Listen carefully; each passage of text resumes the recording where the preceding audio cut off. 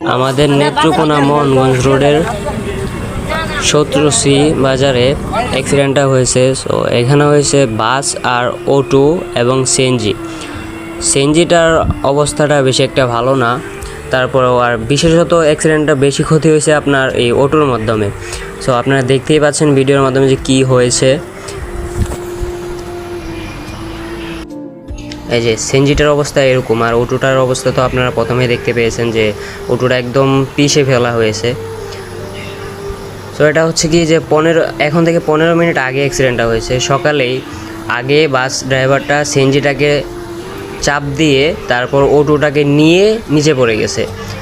তেমন বেশি একটা ক্ষতি হয় নাই, মানুষ সুস্থই আছে, কোনো মানুষের কিছু হয় না। ড্রাইভারকে এখন খুঁজে পাওয়া যাচ্ছে না।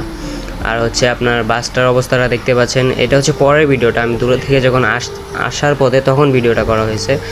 এতক্ষণে সিএনজিটাকে নিয়ে চলে যাওয়া হয়েছে, কিন্তু বাসটা রয়ে গেছে এখানে আর অটোটা, কারণ বাসটা না তুললে তো আর অটোটাকে এখান থেকে ওঠানো যাচ্ছে না। তো দেখতেই পাচ্ছেন আমাদের নেত্রকোনা মোহনগঞ্জ রোডের অবস্থা। গাড়ি ঘোড়া চালানোর পথে ওরা যে কী খেয়ে গাড়ি চালায় একমাত্র ওরাই জানে।